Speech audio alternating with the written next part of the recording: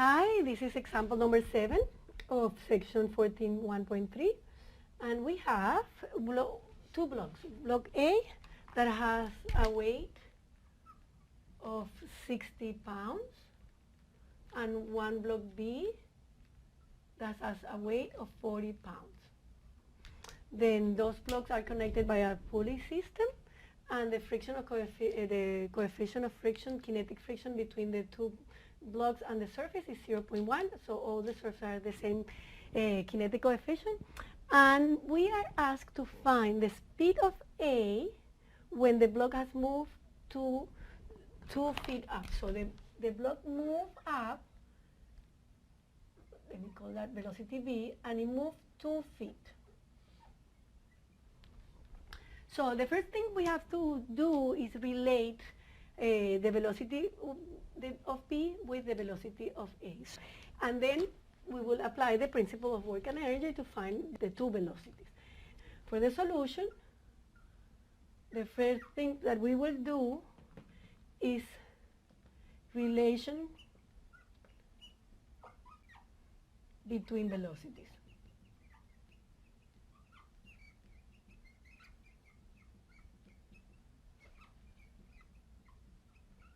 To do that, we will name this distance as A, and we will name this distance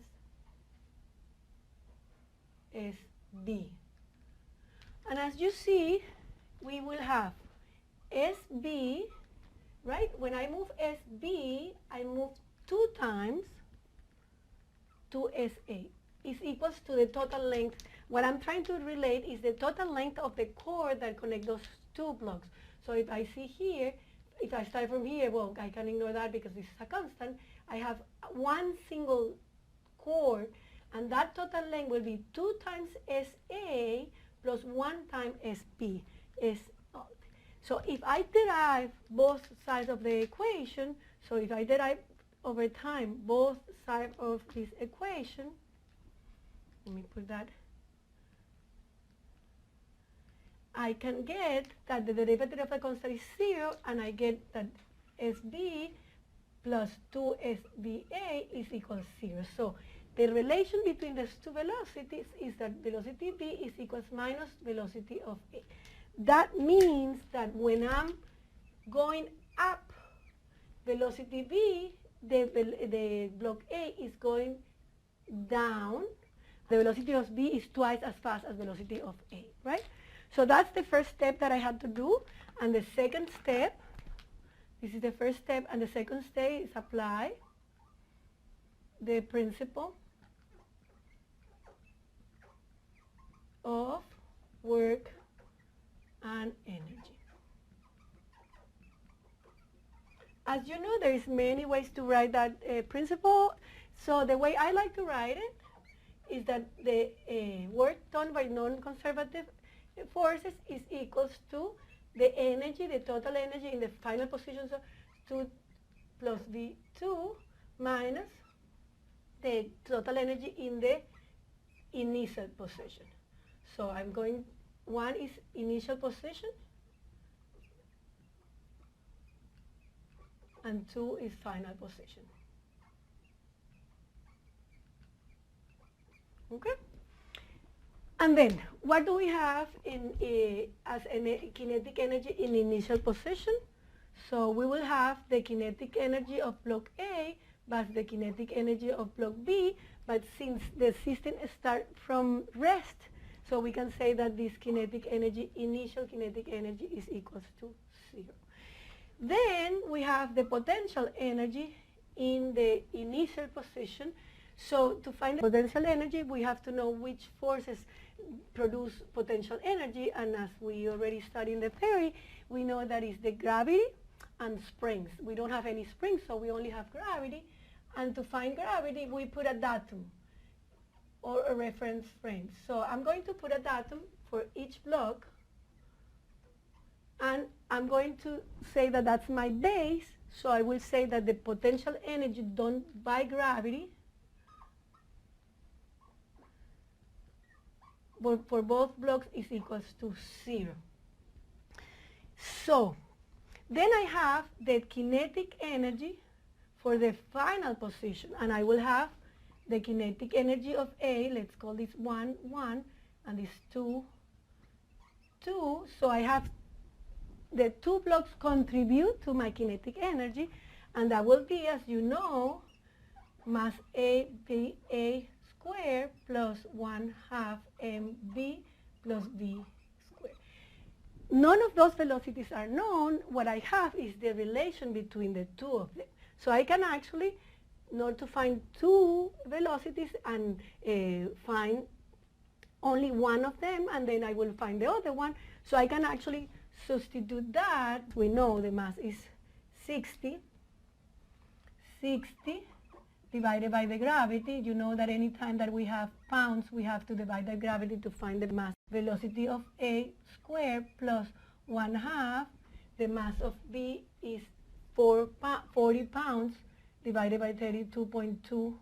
And then here, not to have two variables, I'm going to say that the velocity of B is negative velocity of A squared.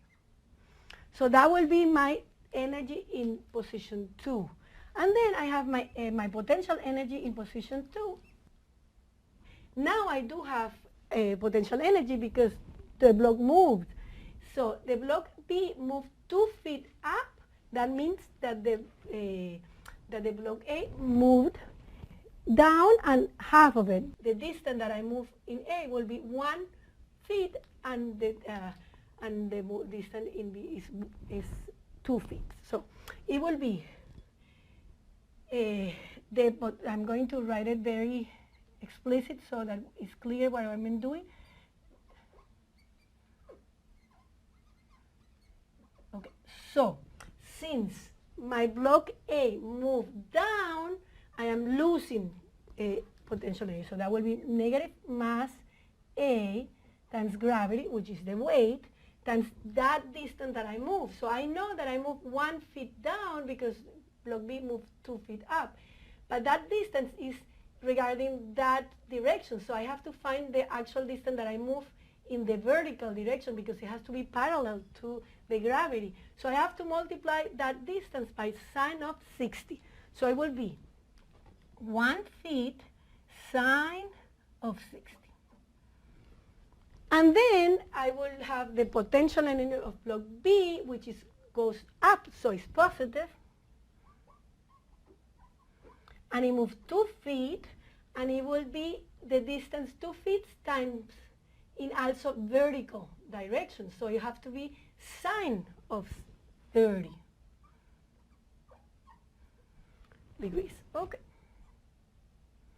So I have all these values, and now I have to calculate the work done by non-conservative forces. Divide my screen so that I have more space. The non-conservative forces will be the friction, right? So if I move down, it's a force that always opposes to motion. So the work done by friction is always negative. So it will be the integral between S1 and S2 of friction A times the displacement in A, minus the friction B, the displacement B. We'll see that if I put a vector to be rigorous. However, we know that the force is parallel to that displacement, so I don't have to multiply by any cosine or sine. Let's draw our free body diagram of block A. So if we write our free body diagram of block A, what do we have? We have the normal force in A. Since we already know that it moves down, we have FA, and then we have the weight of A. And we know that this angle right here, right? This angle right here is 60 degrees because it's the same as this one, right? You have to know that this is 60, this is 60, and then that is 60. Since I am in kinetic environment, so I'm moving already, I know I can write the coefficient of kinetic frictions times the normal. to get the normal, I will add forces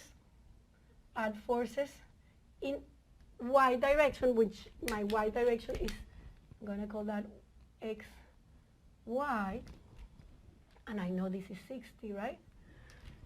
So it will be in my y direction.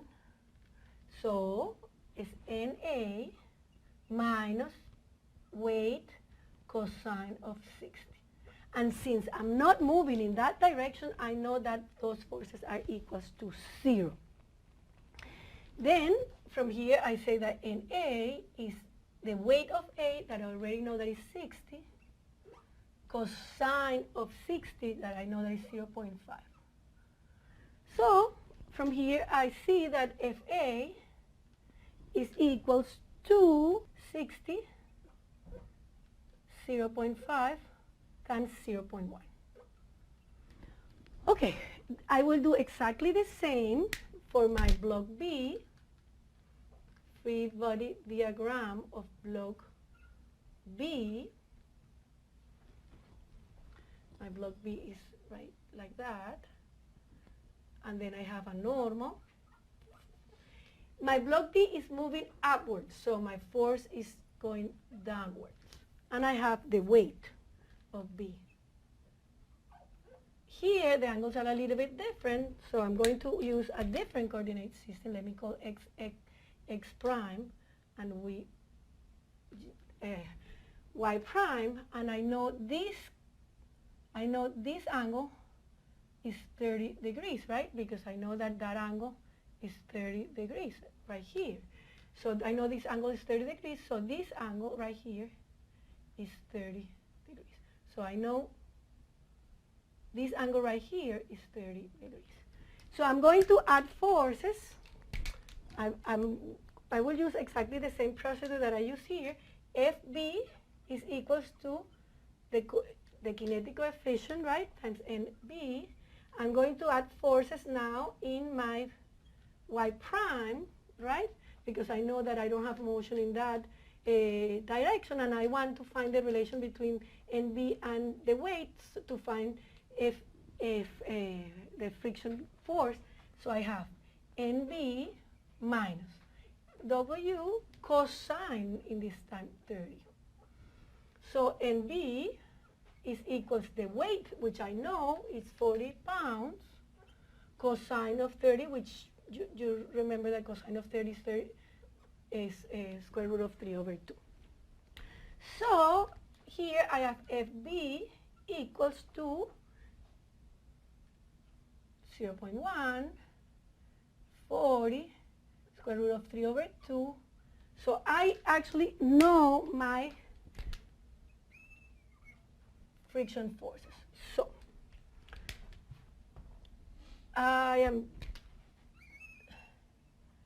now that I know my friction forces, I can go back and calculate the work done by non-conservative forces. So the work done by non-conservative forces will be negative. And as you see, that friction force in A and that friction force in B are constant. So they can get out of my integral, and I can integrate only the displacement. And the displacement I know for SA is 1 and for SB is 2. So it's kind of straightforward because it will be 0.0, let me write it like that, 0.1, 60 times 0.5, which that is actually 30. That will be very easy. Actually, this is 3, right? Because this is 30 times this is 3. Let me write 3. 3. And this one will be, this is not so straightforward, but that's 0.1. That will give me 4 times square root of 3 over 2. That's the force times 2, because the block 2 moved 2 feet up, right? And that's my total work. I have that. My total work, I have it right here. It will be negative 9.928 pounds feet. So that's my total work. Once now that I have the total work, and I can go back, so I can go back to my principle of work and energy. I have all the components of my formula.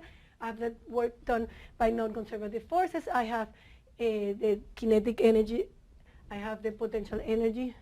I have the kinetic energy, and I have the potential energy. So my equation, I will write it right here.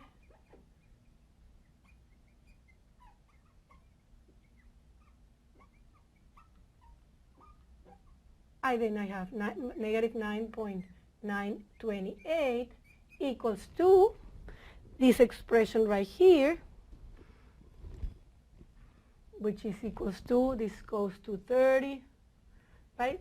30 over 32.2 VA squared plus 20, 32 plus 2. This is times 4, right? So it will be times 4. I cannot forget any variable because then I don't get the right results, right? And then I have that here, which is negative MA times G is 60. Sine of 60 is square root of 3 over 2 plus 40 times 2 times sine of 30, which is 1/2. Okay, so as you see in my equation, the only unknown that I have is VA. So I solve for VA, and my result is that the velocity of A is equals to 0.771 feet over second. Of course, and the velocity of B will be twice as much as that velocity.